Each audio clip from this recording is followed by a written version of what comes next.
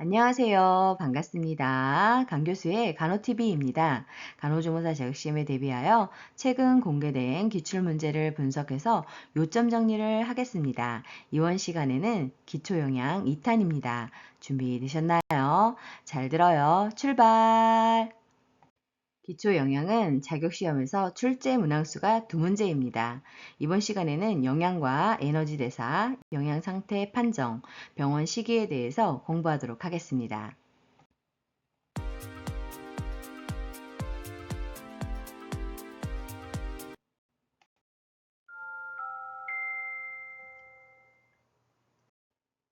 에너지 단위는 영양학에서 킬로칼로리를 사용하므로 식품 에너지의 양을 약자로 나타낼 때 킬로칼로리라고 합니다. 자, 그러면 에너지 대사의 종류에는 어떤 것들이 있을까요? 기초 대사량이 있습니다. 기초 대사량은 혈액순환과 호흡 유지, 즉 생명 유지에 필요한 최소의 열량을 의미합니다. 자, 그러면 기초 대사량에 영향을 미치는 요인에는 어떤 것들이 있을까요? 이 부분은 19년 상반기 자격시험에 출제가 되었습니다. 첫 번째로 연령입니다. 나이가 증가함에 따라 기초 대사량이 차츰 줄어들게 됩니다. 그리고 두 번째로는 성별인데요. 같은 체표 면적을 가진 성인에서 여자가 남자보다 약 10% 정도 낮습니다. 세 번째로는 체격입니다. 근육질형 사람은 열 생산량이 많고 기초 대사량이 크며 비만형이나 영양 상태가 불량한 만인형 사람은 기초 대사량이 적습니다. 네 번째로는 계절 또는 체온이 영향을 미치게 되는데요. 겨울은 춥고 체온의 손실량이 많아 항상성을 유지하기 위해 열 생산이 활발해지기 때문에 기초 대사량이 크게 됩니다. 그리고 다섯 번째로 호르몬, 에피네프린은 기초 대사량을 높이는 작용을 하게 되고 수면은 기초 대사량이 저하됩니다. 그리고 그 밖에 성장, 감염, 고열, 정서적 긴장 시 기초 대사량이 증가하게 됩니다. 활동 대사는 직업적 노동, 가사 노동, 여가 시간의 활동 등 생활을 유지하기 위한 활동에 따른 에너지 대사입니다. 특이동적 대사량은 우리 신체가 음식물을 소화, 흡수, 운반, 대사, 저장 등을 하는데 필요로 하는 용량입니다. 안정대사는 공복이 아닐 때 상반신을 일으켜 의자에 앉거나 그냥 앉아서 안정하고 있는 대사를 말하게 됩니다. 자, 그럼 환자 영양 상태 판정을 하는 방법에는 어떤 것들이 있을까요? 임상조사, 체위조사, 식사평가가 있습니다. 임상조사는 환자의 신체인 피부, 눈, 머리 등을 관찰해 영양 상태를 평가하는 것이고, 체위조사는 단백질과 에너지의 불량 상태 여부를 판단 시 도움이 됩니다. 식사평가는 병력 및 식사력 조사를 통해서 영양 불량의 원인을 파악하게 되는 것입니다. 자, 그러면 체위조사 방법에는 어떤 것들이 있는지 알아볼까요? 이상적인 체중 배분율 IBW는 영양 상태를 나타내는 기본적인 체위조사로 표준치 또는 환자가 건강할 당시의 키와 체중을 비교하여 평가하는 것인데요. 이때 체중에 영향을 미칠 수 있는 부종, 탈수, 절단 등을 고려해야 합니다. 표준 체중은 신장 cm에서 100을 뺀 다음 곱하기 0.9를 하면 되고 비만도 퍼센트는 표준 체중 분의 현재 체중 곱하기 100을 하면 되겠습니다. 체위조사 방법으로는 체질량 지수인 BMI가 있습니다. 대한비만학회 기준으로 과체중의 체질량 지수는 미터의 제곱분의 23kg 이상이고 비만의 기준은 체질량 지수 미터의 제곱분의 25kg 이상으로 정의하고 있습니다. BMI는 신장의 미터의 제곱분의 체중입니다. 체위조사 방법에는 피부 두 겹 짓기 방법이 있습니다. 이 부분은 17년 상반기 자격시험에 출제가 되었습니다. 피부 두 겹 짓기는 지금 사진과 그림에서 보시는 바와 같이 영양 상태를 보기 위해서 피하 지방 두께를 잴 때 측정하는 방법으로 사용되는 근육은 상완 삼두근이 되겠습니다. 다음으로는 병원 시기입니다. 식사 형태에 따른 시기는 20년 상반기 자격시험에 출제가 되었습니다. 종류를 보면 일반식은 특별한 영양소의 제한이나 변경이 필요하지 않은 환자에게 제공되는 식사입니다. 경식인 반고형식은 씻고 삼키기 쉽게 조리된 식사로 소화 기능은 정상이지만 치아가 없거나 씹을 수 없는 환자에게 반찬을 다져서 제공하는 식사입니다. 연식은 22년 하반기 자격시험에 출제가 되었는데요. 소화되기 쉽게 부드럽게 조리된 식사로 소화기계 질환이나 수술 후 소화기능 저하가 되었거나 구강과 식도 장애 시, 즉 편도선 절제술 환자나 식욕이 없을 때 제공되는 시기로 그 예는 죽이 해당되겠습니다. 자, 그럼 유동식은 무엇일까요? 영양가가 많이 함유된 농축된 액체 음식으로 수술 후 환자, 삼키기 곤란한 환자, 급성 고열 환자 등에게 제공되는 식이입니다. 자, 그러면 일반식의 주의점에 대해서 알아볼까요? 영양 섭취의 기준으로 소화가 잘 되는 식품과 조리법을 사용하여 제공을 해야 하는데 튀긴 음식, 자극성이 있는 식품은 피해야 합니다. 이번 환자의 질병에 알맞은 식단을 작성해야 하고 위생상 안전한 식품과 감염병 우려가 있는 어패류, 육가공품 등의 금지를 해야 합니다. 그리고 결핵 환자, 임신부, 수유부, 회복기 환자는 특히 고단백식이가 제공이 되어야 되고 이 부분은 중요한 부분입니다. 자, 이번에는 질병 조절을 위한 특별 시기에 대해서 알아보도록 하겠습니다. 이 부분은 17년 상반기, 19년 상반기, 21년 상반기 자격시험에 출제가 되었습니다. 중요하니 잘 알아두세요. 만성 신부전 시 식이요법은 중요한데요.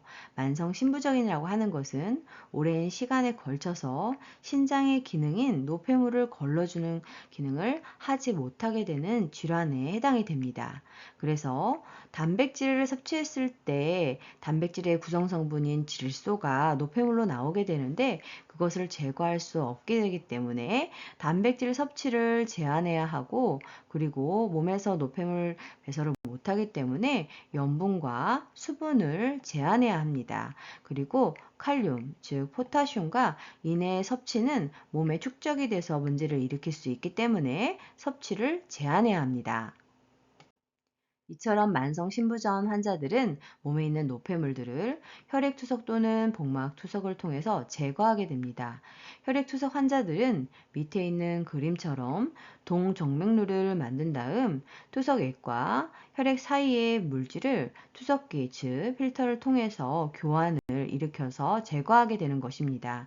이때에는 식이요법을 살펴보면 적당량의 단백질 섭취가 필요하고 충분한 열량 섭취를 해야 합니다. 그러나 칼륨과 인의 섭취는 제한할 필요가 있으며 역시나 수분과 염분은 제한을 해야 합니다. 그리고 복막 투석 시에는 그림과 같이 복강 내에 투석액을 주입해서 투석액과 혈액이 농도 평형을 이룰 때까지 방치를 함으로써 노폐물이 제거되는 방식인데요. 이 경우에도 충분한 양의 단백질을 섭취하고 적절한 열량 섭취를 하며 염분은 제한할 필요가 있겠습니다. 이번에는 심장질환 시와 고혈압 시 식이요법에 대해서 알아보도록 하겠습니다. 이 부분은 17년상, 21년 하, 23년도 상반기 자격시험에 출제가 되었습니다. 중요하니 잘 알아두세요. 심장질환 시에는 나트륨을 제한해야 합니다. 그런데 칼륨 섭취는 증가를 해야 합니다. 그 이유는 칼륨을 다량 섭취했을 경우 나트륨의 배설을 증가시켜서 혈압을 떨어뜨리는 효과가 있기 때문입니다. 열량을 적절하게 조절해야 하고 자극성이 있는 시기는 제한을 해야 합니다. 그래서 만약에 복수 환자일 경우에는 염분을 제한을 하고 그렇게 했을 때 심장을 안정시킬 수 있습니다. 고혈압 시 식이요법을 살펴보면 역시나 칼륨 섭취를 통해서 나트륨 배설을 도와서 혈압 하강을 해야 하고 저염식이 고지방 섭취를 제한해야 합니다. 즉 저지방 식이를 해야 합니다. 비만 제한 시기가 필요하며 금연을 통한 혈관 수축을 예방을 해야 하고 알코올 섭취 제한, 식이섬유 섭취, 마그네슘 섭취 등을 해야 합니다. 다음으로는 위장관 관련 식이요법에 대해서 알아보도록 하겠습니다. 이 부분은 17년상, 19년상, 20년상, 21년 하반기 자격시험에 출제가 되었습니다. 중요하니 잘 알아두세요. 소화성 궤양 시의 식이요법은 상처가 나 있기 때문에 위내 정체 시간이 짧고 위벽 자극이 적으면서 영양가가 높은 음식을 섭취해야 합니다. 그리고 만성 설사 시에는 냉음료는 제한을 하며 섬유소가 많은 야채는 설사를 유발할 수 있기 때문에 제한해야 합니다. 또한 기름진 음식, 해조류나 발효성 식품도 피해야 합니다. 그리고 위절제 후 식이요법을 살펴보면 빠른 회복과 체중 감소를 방지하기 위한 노력이 필요한데요. 빈혈, 덤핀 증상 등 예방을 위해서는 소량을 자주 천천히 먹고 충분한 양의 단백질 섭취를 해야 합니다. 곡물 섭취를 줄여야 하고 빨리 음식물이 내려가는 것을 막기 위해서 누워서 식사를 하고 식사 후에도 누워 있는 것이 필요하며 탄수화물의 농도가 높은 음식을 섭취하는 것은 줄일 필요가 있습니다. 그 밖에도 만성 변비와 장수수루 식이요법, 역류성 식도염 환자 식이요법도 시험 문제에 자주 출제가 되었는데요. 중요하니 잘 알아두세요. 만성 변비가 있을 때에는 양질의 지방질 섭취를 증가하는 것이 필요하며 과일류, 야채류 등의 고섬유질 섭취와 수분 섭취를 증가하는 것이 필요합니다. 장수수루 식이요법을 살펴보면 섬유질을 제한하고 장내 발육성 식품에 제한이 필요하며 단백질, 비타민, 무기질의 충분한 보급이 필요합니다. 그리고 역류성 식도염 환자의 식이요법을 살펴보면 술, 담배, 커피, 탄산음료, 신맛이 나는 주스 등의 음식물과 과식 및 야식을 제한하고 스트레스, 식후 바로 눕는 습관, 비만을 조절하고 식사량을 줄이거나 취침 전 2시간 이내의 식사는 금지하는 것이 필요합니다. 다음으로는 당뇨병 시 식이요법에 대해서 알아보도록 하겠습니다. 당뇨병 식이요법은 17년상, 21년상, 22년 상반기 자격시험에 출제가 되었습니다. 중요하니 잘 알아두세요. 각 영양소를 골고루 섭취를 해야 합니다. 그리고 섬유소가 풍부한 음식 섭취를 통해서 혈당 조절을 해야 하고 설탕이나 꿀 등의 단순당의 섭취는 제한해야 합니다. 그리고 혹여 저혈당이 발생했을 때 대처 방법이 시험 문제가 출제가 되기도 하는데요. 단순당 섭취를 해야 합니다. 사탕 또는 오렌지 주스 등을 섭취하는 것이죠. 그리고 동물성 지방 및 콜레스테롤 섭취에 제한이 필요하고 술, 담배, 카페인이 많이 든 음료는 제한할 필요가 있습니다. 그리고 당지수 GI가 100 이하의 식품 섭취를 하는 것을 권장하고 있습니다. 100에 가까이 올수록 당을 빨리 올리는 것으로 100 이하에 있는 식품을 섭취하는 것을 권장하고 있습니다. 고지혈증 시 식이요법은 17년상, 18년상, 23년 상반기 자격시험에 출제가 되었는데요. 고지혈증 시에는 단순 당질이 많이 포함된 식품 섭취를 제한해야 하고 포화지방산의 섭취를 제한하고 콜레스테롤의 섭취를 제한하며 충분한 섬유소 섭취를 하고 술을 제한해야 합니다. 옆에 보시면 비만 대상자의 기준과 콜레스테롤과 고지혈증과 관련된 정상 수치 등을 제시하고 있습니다. 이번에는 통풍 시 식이요법에 대해서 알아보겠습니다. 통풍은 17년상과 23년 상반기 자격시험에 출제가 되었습니다. 퓨린이 함유된 식품을 제한해야 합니다. 즉, 저퓨린 식이를 해야 하는데요.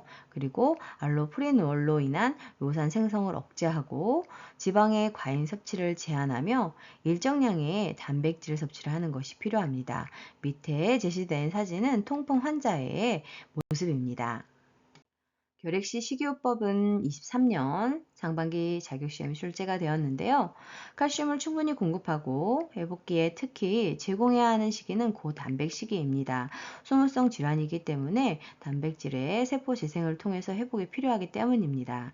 그리고 간질환 시 식이요법을 살펴보면 고단백, 고비타민, 고탄수화물 시기가 필요한데요. 다만 지방은 제한을 해야 합니다. 그 이유는 지방 소화에 관여하는 담즙을 생산하는 것이 간인데 간질환이 있기 때문에 적정하게 만들어낼 수 없기 때문에 제한 시기가 필요합니다. 그 밖에도 식염 제한, 알코올 섭취 금지, 신선한 야채와 과일의 충분한 섭취가 필요합니다. 과거 국가고시에 이 부분이 출제가 되었습니다. 다음으로는 비만증 시 식이요법입니다. 식이요법과 운동요법을 통해서 체중 조절이 필요하고 임신 중독증 시 식이요법은 고비타민 시기, 적절한 탄수화물 시기, 저염 시기, 고단백 시기, 저지방 시기, 수분 제한 시기가 필요합니다. 부종이 심할 경우에 해당하는 것이죠. 그리고 다이어트 식이요법은 저지방 시기, 저탄수화물 시기가 필요하겠습니다. 자, 이번에는 장수술 환자가 피해야 할 음식에 대해서 알아보도록 하겠는데요. 이 부분은 과거 국가고시 출제가 되었습니다. 가스를 많이 발생시키는 식품으로는 콩류, 양파, 유제품, 맥주가 있고 변을 묽게 하는 식품으로는 찬 우유, 라면, 튀김류, 술, 아이스크림이 있습니다. 소화가 안 되는 식품으로는 견과류, 옥수수, 팝콘, 말린 과일이 필요하고 변비를 일으키는 식품으로는 바나나, 감, 밤 등이 해당됩니다. 그리고 악취를 유발하는 식품으로는 파, 마늘, 달걀, 치즈, 양파가 해당됩니다. 이처럼 병원에서 환자 식사를 제공해야 할 때에는 고려할 사항이 있는데요. 환자 이름과 침상 번호를 확인하여 정확한 식사를 섭취할 수 있게 해야 하고, 찬 음식은 차게, 따뜻한 음식은 따뜻하게 제공을 해야 합니다. 수고 많으셨습니다. 좋아요와 구독 꾹 알람 설정 눌러주시면 새로운 강의 동영상을 만나보실 수 있습니다. 감사합니다.